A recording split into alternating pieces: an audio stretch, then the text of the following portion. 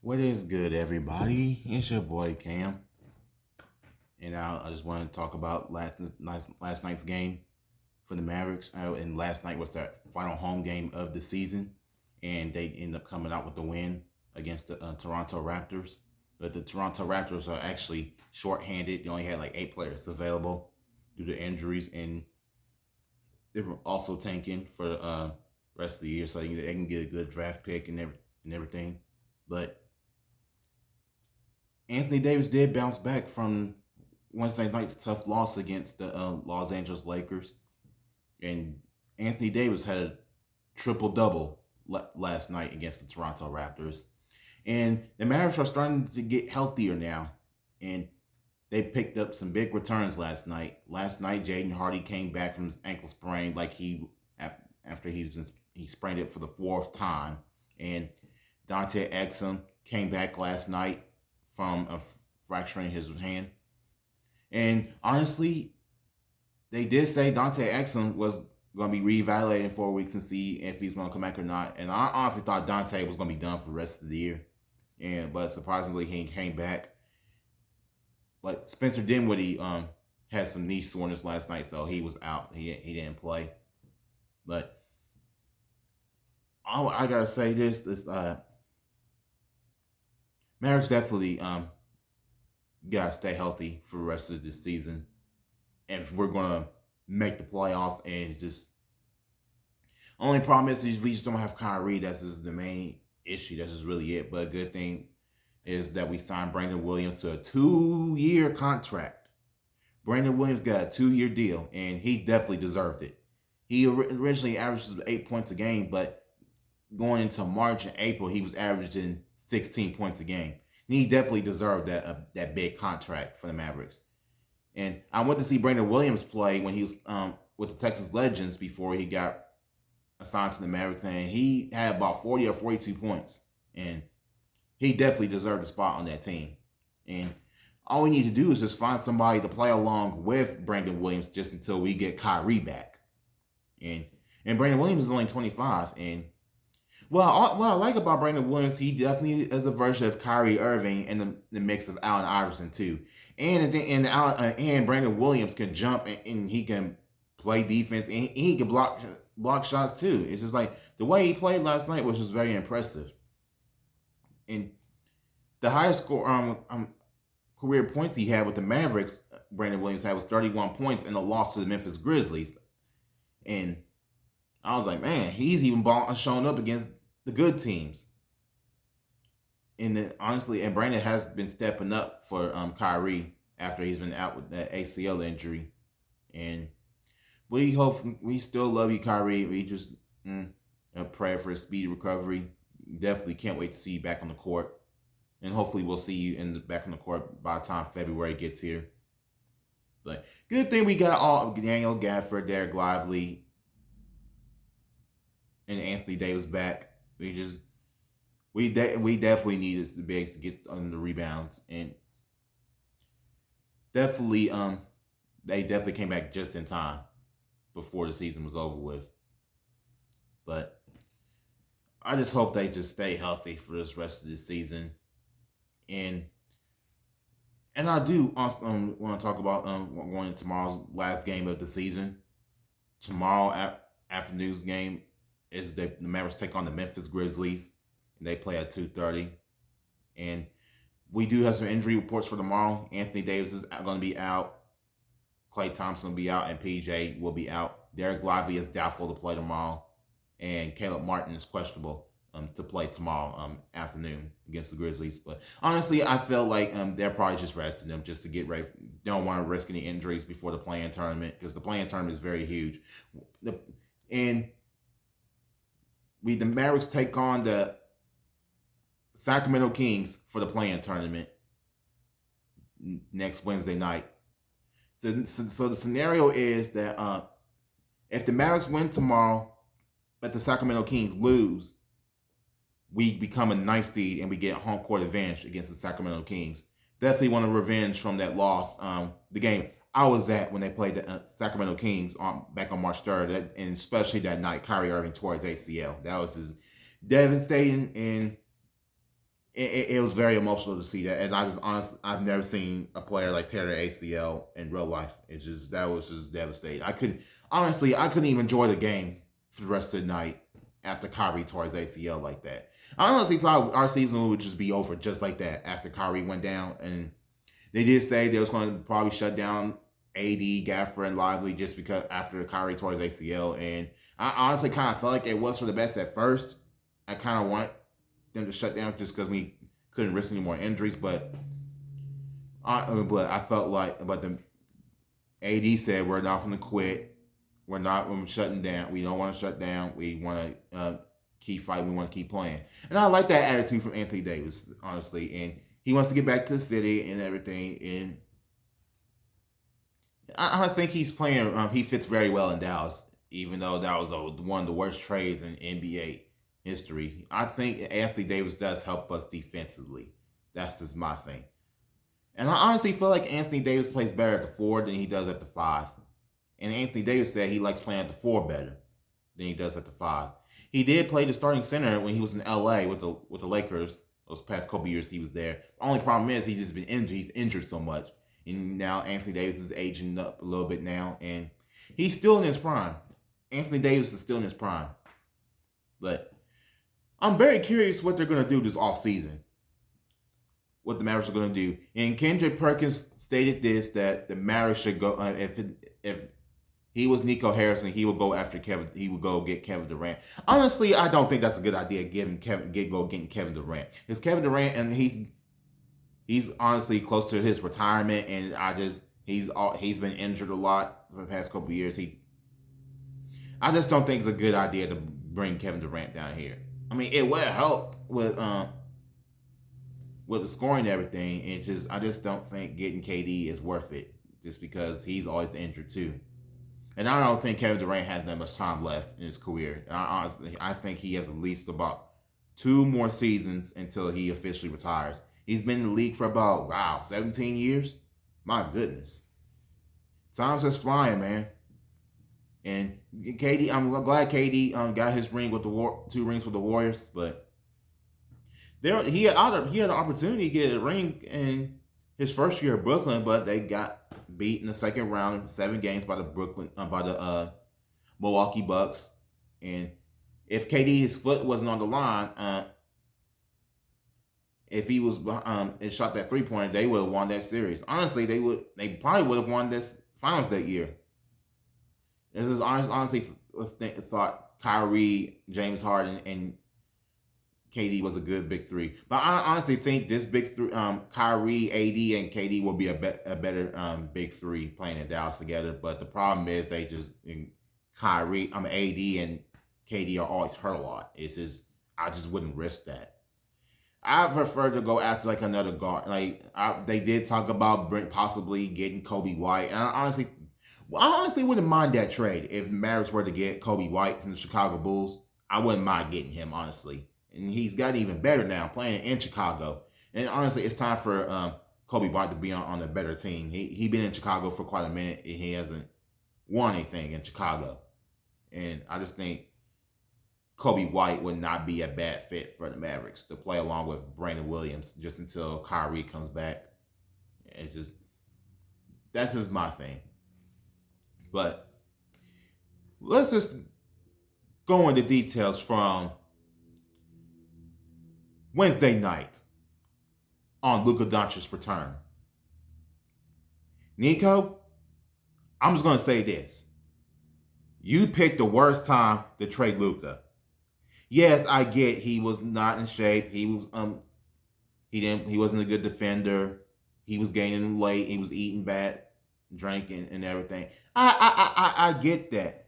Nico, it's like you should have waited until the season was over with. If things continue not to work out for Luka, okay, yeah, that's when it's time to trade him and everything. But to do it in the middle of the freaking season while everybody's injured and everything, you just come on, dude.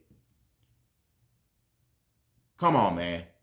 And here's the worst thing is when they did the tribute of Luka was in tears so much. Honestly, I was in tears as well, seeing the tribute of Luka.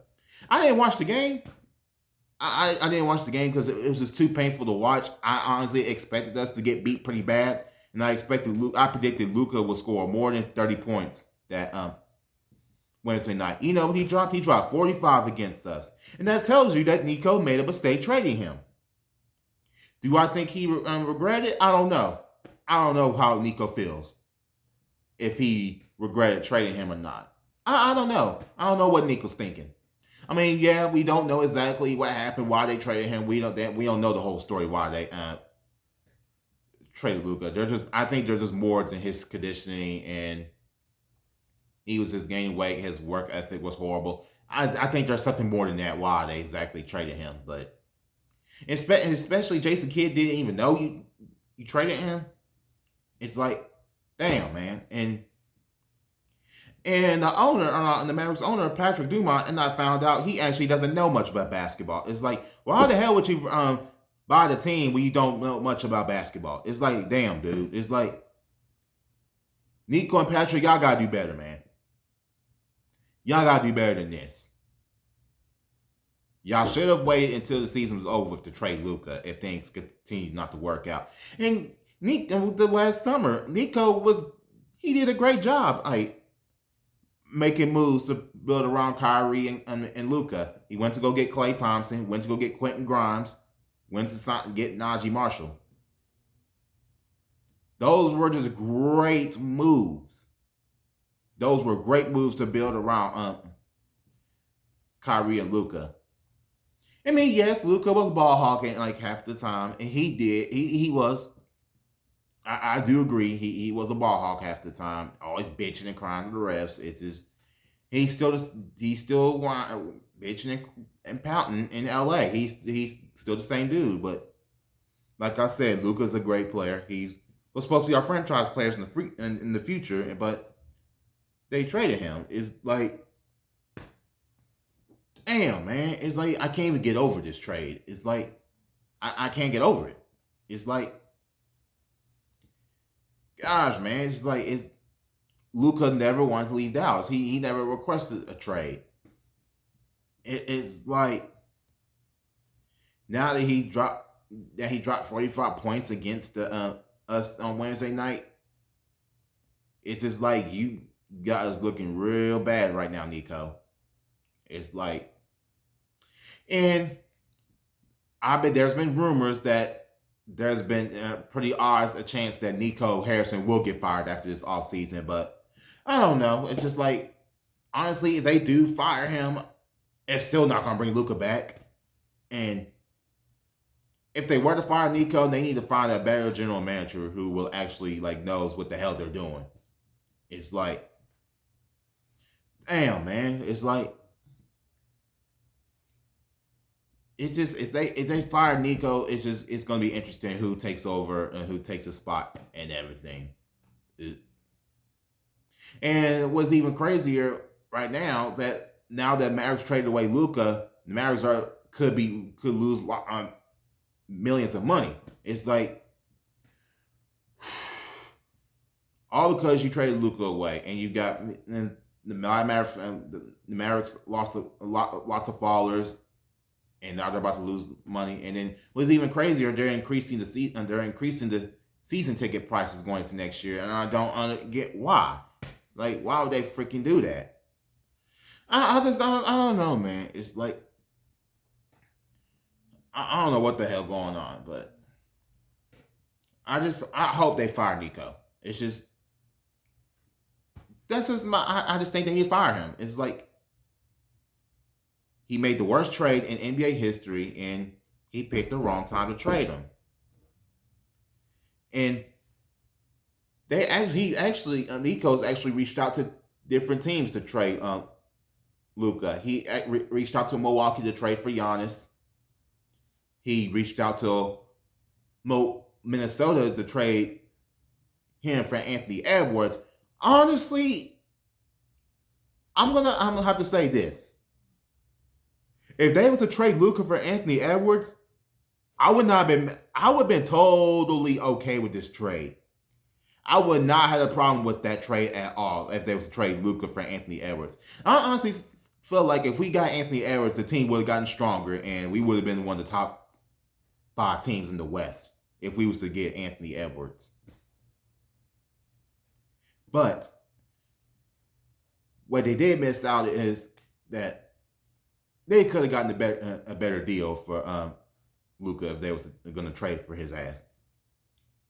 And then Kendrick Perkins stated that they missed out the opportunity to get Austin Reeves as well. They could have done that too. They could have got Austin Reeves, Max Christie, and Anthony Davis. It's like he could have done better than that, man. It's like, damn. I mean, ever since they traded Luka, I just couldn't even get over it.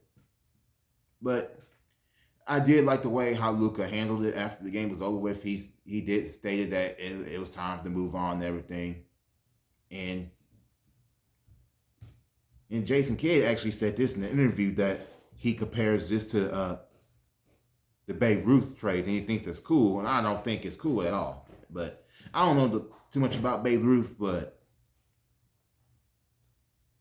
I just like how the players are trying to move forward going into the season. They understand it's a business,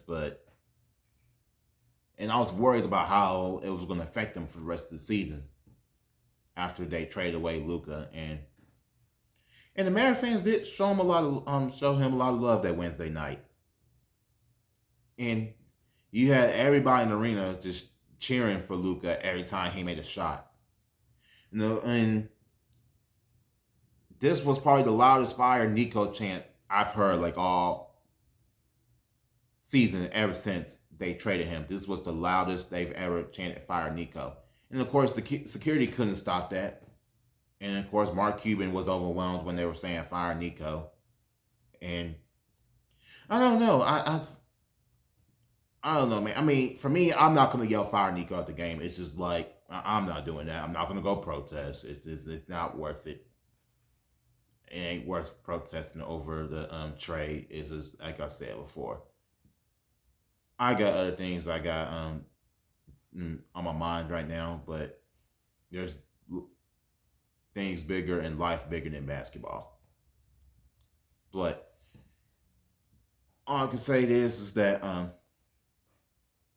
the Mavericks haven't gave up, and I like the way they've kept fighting ever since. Especially the team has been shorthanded and everything. I'm just proud of the way the Mavericks have kept fighting and everything. So now, I do want to talk about some of the playoff matchups that's supposed to happen. In the Eastern Conference, it's supposed to be the Milwaukee Bucks facing the Indiana Pacers in the rematch from last year's playoffs. And the Detroit Pistons will be taking on the New York Knicks, and the New York Knicks are the 3rd seed, and the Detroit Pistons are the 6th seed. And I honestly think Detroit has a shot at least going to the second round, maybe going to the conference finals. The Pistons have been doing so well this year, and I'm happy for Detroit. But in the East, it's either going to be Boston or Cleveland going to the NBA Finals. That's just what I got happening in the playoffs in the Eastern Conference. In the West, the standings are just very, very, very, very tight right now. The standings in the West are just insane. And the Lakers are actually supposed to take on the Golden State Warriors. That's definitely probably the best first round matchup in the playoffs. That's probably going to be the first round matchup in the playoffs. The Lakers versus the Warriors. And the Rockets, it's going to be interesting who they play in the first round as well. And they're actually sitting in 2nd place, which is really surprising in the Rockets. And they're a very young team, but they've been balling out this year. But the Thunder has gotten even stronger going to this year. But the Mavericks have beat them 3 times. But if we were to make the playoffs, and that's who we have to play, you have to play the Oklahoma City Thunder in the first round of the playoffs. And I mean, it would be totally different. We had Kyrie, man. It's just, damn, that just hurts to lose Kyrie at an ACL injury when the season's pretty much winding down. But Now that I talk about the stuff that's going on in the NBA and the playoffs coming up, I do want to talk about what's about to be coming up next. Next week on Monday, the WNBA Draft is coming up. And I'm just very, very excited for it. Now that there's actually going to be a WNBA draft party at the College Park Center, UTA, where the Dallas Wings play at. And tickets already sold out for the draft party next week. And of course, they're supposed to select Paige Beckers. They did talk about she could probably be the best basketball player that ever came to the DFW for female sports. And I do agree that she could possibly be the best. And I just think her and Enrique are going to play so well together. And we just need to build the right pieces around them too. And I'm telling you, once the Wings officially draft Paige Beckers, the tickets are going to increase even more. It's going to be more expensive, especially when the Dallas Wings take on the Indiana Fever at the American Airlines Center when Caitlin Clark comes to town. That's going to be the best game of the year for the Dallas Wings. And speaking of the Dallas Wings, they actually start preseason in about 3 to 4 weeks. At times it's flying. It's not even funny. And that first week of their preseason game was on the first week of May, and they take on the Las Vegas Aces in Las Vegas, and that's going to be a good matchup to watch. I know everybody's going to want to see that. And the Dallas Wings' first preseason game is on May the 10th, if I'm not mistaken, and they are playing the Las Vegas Aces. And I expect the preseason season tickets to be sold out, and because everybody is going to want to see Paige Beckers, and I got a pretty good feeling about this team, and see who else we're gonna and who those 5 draft picks are going to be with Paige Beckers, and it's going. I just think it's going to be a good year, and we're going to be pretty young this season for the Wings, and they're going to be very fun to watch this year, and now that after they have the preseason game, I believe their first game is against the Minnesota Lynx. I believe that's who they're playing for the first game of the season next month, and that's going to be a good game. And what I also like about Paige Beckers, she plays very tough defense. I just love like her toughness on defense of Paige Beckers. Like, she could defend anybody, and she could jump and block, and block shots of big centers, and it really impressed me so much with Paige. But all I can say is that I just hope the Dallas Wings have a good year, and I just hope the Mavericks can just stay healthy for the rest of the season, and hopefully they win tomorrow. The Sacramento Kings lose. That way we can get home court advantage against the Sacramento Kings. And like next Wednesday's winner go home. We win. We have to play another play-in game if we win against Sacramento Kings, just because we'll be either the 9th or 10th seed. But if we lose the second game, season is over. It's just like that. But if the season does end on Wednesday night, we can just hopefully we can make some good moves this all season, and hopefully the Mavericks will get a good draft pick. But that includes my podcast for today. I will see you on the next one.